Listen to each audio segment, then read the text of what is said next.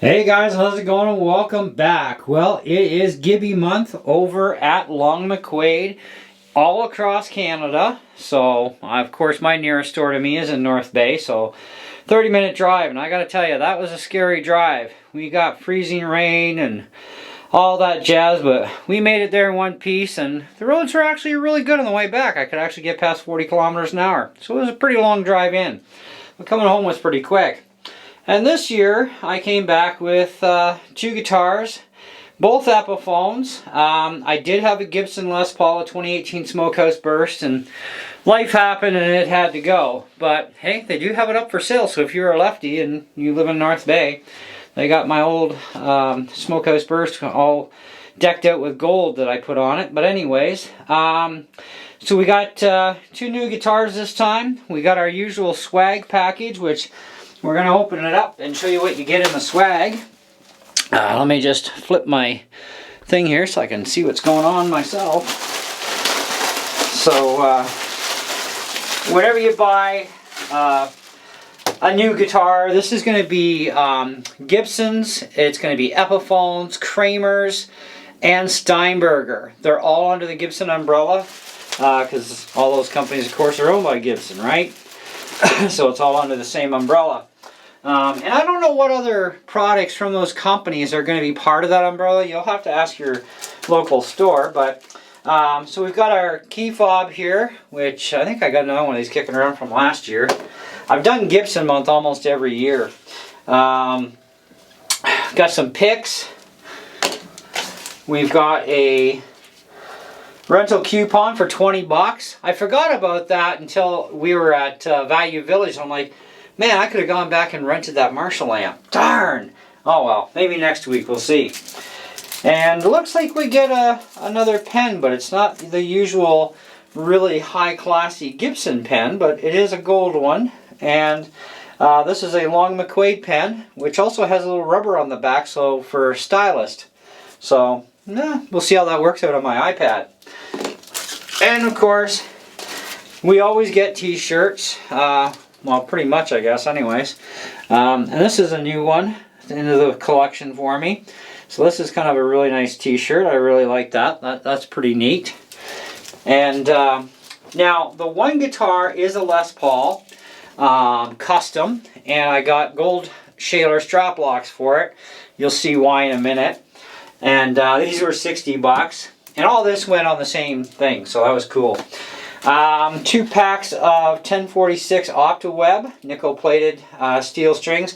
I threw a set of these on my Gibson Les Paul while I still had it, and I kind of really fell in love with these strings. I use the Elixir Nano Web phosphorus bronze on my Taylor guitars and some other off-brand guitars, and I really love those. And I tried out the OptiWebs about a year ago.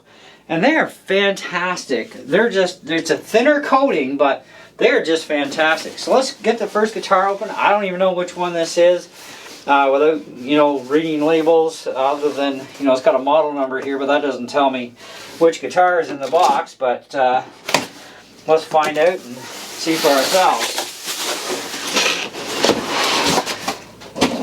Oh, it looks like this is the good one. This is the custom. All right. Well, they're both good guitars, but this is the one that I was after. Some of you may know I've been after a white guitar for a long time, and this I was particularly waiting to happen, and it finally did. That Epiphone's making left-handed Les Pauls. So let me get this in frame for you guys. This is a really beautiful guitar. Now, I've had a custom before. I had a black one, but this one's actually better because none of that push-pull stuff. And we've got a Pro Bucker 2 in the neck, Pro Bucker 3 in the bridge, 3-way switch, of course. Just a really, really beautiful guitar, already tricked out with a lot of gold. Now, these tuners look like Grovers, but they're not. They're Wilkinsons, which that's something new for me as far as this style of tuner goes for Wilkinsons. They do make some great tuners. Now, I am going to be changing the black knobs eventually to gold. The poker chip's going to go in gold because I already have one. I'm not sure about the pickup rings or the pick guard. We'll see how things start to blend. I may or may not change those, but at least this time I don't have to spend an extra $1,000 on gold hardware, which is kind of nice. Because that's what I put into my Gibson. And yeah, wow. So we are going to talk about these in the demo and review videos, as far as all the features and that go, what they're all about. We of course do get an Epiphone sticker and some other, oh, looks like we get a pick style sticker. A few other little pieces in the package. Doesn't look like we're going to get a, what do you call it there, Allen key for adjusting the neck, but that's okay. I got tons of those, so I don't really care. And no, it's looking like definitely no Allen key. Usually you get Allen keys with guitars. My Gibson came with a really cool toolkit. Alright, so let's get this one away. Now this is on sale, whether it's left or right-handed, in the same exact model, same color. They have some other colors too. Regular $1,059, on sale during Gibson month for $9.99. So I actually saved myself $60 bucks. That's pretty good. $60 savings. So anyways, our next guitar, also a Les Paul. A little different though. Okay, well maybe a lot different. But I've always wanted something that had a little bit of a difference. So I got this little baby, which is again a Les Paul, except this is a Les Paul Jr., also left-handed. Now this one is not on sale, but it is $629. And really nice guitar. It kind of reminds me of my Gibson Les Paul because of the color. And I'm not sure if I'm going to put gold hardware on this or not. I mean, to put anything on here, it wouldn't be much. Tailstop bar and screws, of course. The knobs, I'd have to change the strap pins. And the tuners, of course, I'd have to upgrade to something like some Grovers with tulips. That is one thing about the white one. It has kidney bean tuning knobs on it. I'm actually going to switch those out for a whole new set of tuners, period. Those tuners will go on to one of my Taylors, and the new ones are going to be tulip with gold. So I will be changing that over eventually. I'm a traditional kind of person when it comes to Les Pauls, and they belong with tulip tuners. So same as this little guy, he could use an upgrade to tulip tuners eventually.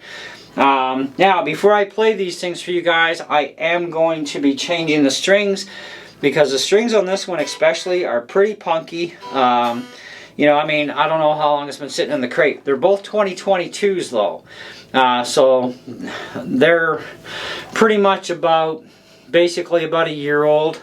22, actually this one was February 15th of 2022. And we'll just, actually I'll hang this one up over here.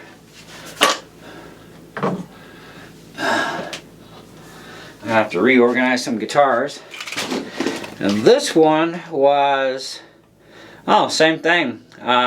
It's February of 15th, 2022. So both made the same time. But I've always wanted a white guitar, you know, and I went through, I think, 3 or 4 Fender Telecasters, all of which were garbage. They were made in Mexico, Player Series, and they didn't cut the neck pockets at the right proper depth, which became a problem because to raise the bridge up that high to compensate, to get some adjustability out of it, to set it up, it's just too much of a problem. I even tried a burst model too, just figuring, hey, you never know. Yeah, same garbage. So I kind of gave up for a while, and I thought, well, maybe a white Les Paul down the road. And Sure enough, Epiphone's got the white one out in a lefty. I'm in. So now with the Junior, of course, this is the simplicity part. It's a single P90 in this thing. You cannot adjust the height of these dog-eared P90s, which is fine. It is sitting well over 5 millimeters above, but it does sound good, so no complaints there. We'll see how things go, but I can't really lower the bridge that much. I might be able to get away with a little bit to get a little closer to that 5, but I don't think I'm going to get that close. Now, as far as the tailpiece goes, it's a wraparound style and no lightning bar. I was pretty sure the 2022s had a lightning bar bridge. That's where your intonation is like preset to near perfect is what they call it. And you could just adjust in and out with these screws at the back, which you can do with this one too. But it's all smooth surfaced. So this is probably going to get upgraded to a Music Lily fully adjustable and intonatable bridge saddle system. Because I have used them before on the what do you call it? It's like a Les Paul SL. You guys remember that one? It's on my channel. I don't even remember what color it was. I think it was blue or something. But anyways, that made a huge world of difference. So, but yeah, both brand spanking new guitars. I did check them out yesterday when I was in Long and Mcquade to make sure that they were fine with no issues, and neither one of them have any issues at all. So they both passed my inspection. Again, we get another Epiphone pack in this too with some stickers. Yeah, we do have actually a number of stickers in here. That's kind of cool. Let's actually open one of these up. I want to see how many stickers we got. So we've got the Epiphone main sticker. Watch, learn, and shop. Download the Gibson app 14-day trial, iOS or Google.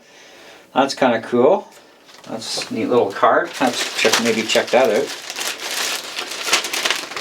We have lifetime warranty information.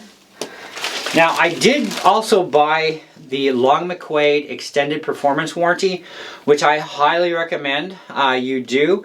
They cover stuff that the manufacturers will not, including natural wear and tear on your frets. And I know this for a fact because I went through it with a Taylor once. It needed fret work. They covered it. Natural wear and tear, no big deal. So, anyhow, among other things they cover above and beyond. So, another Epiphone sticker. We have for every stage Epiphone card, established 1873, whatever. Oh, that's a cute Epiphone sticker. That's kind of really neat. Let's see if I can bring that a little closer for you. That's kind of cool. And then a guitar pick sticker. Got that too. So, looks like both kits are the same. So that's pretty neat. Some pretty cool stickers in there. I don't know where I'm going to stick them all, but we'll find places, I'm sure, around the room.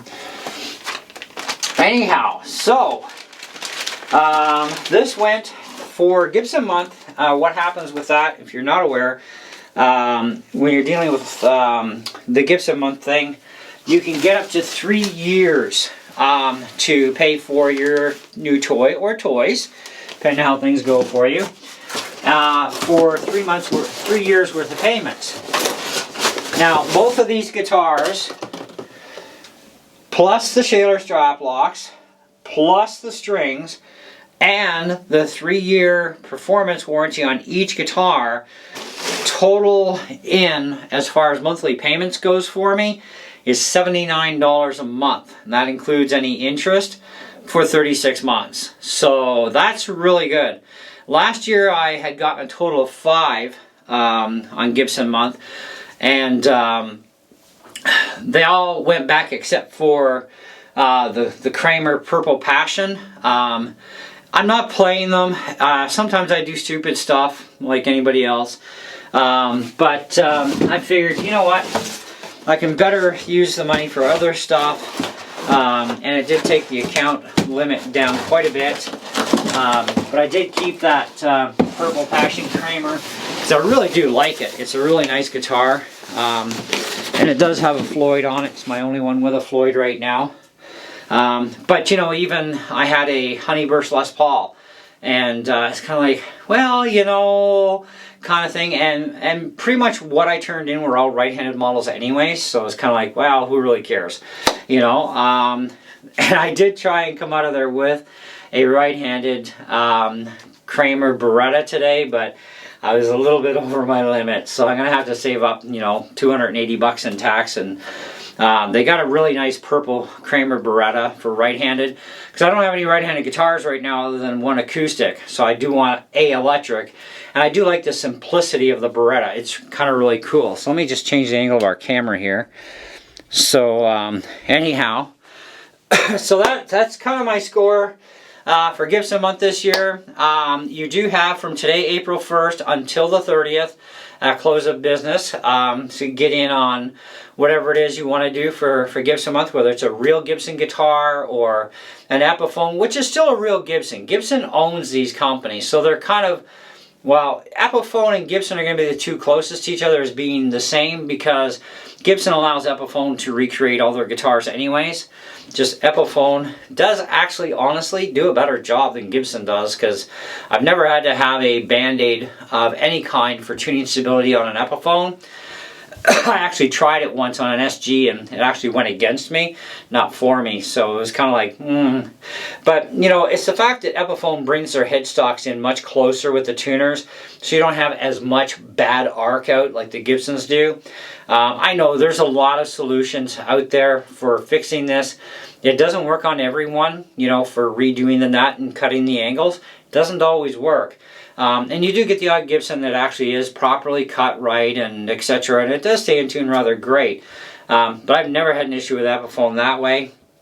So I kind of do like that side of the fence a lot more about the Epiphones. Plus the fact they're a lot cheaper than the exact same guitar, but with a Gibson name on the headstock. And it's kind of like, well, it is preference. And although I do kind of miss my Gibson Les Paul a little bit, you know, it's kind of one of those things too where, you know, I had it for almost 5 years.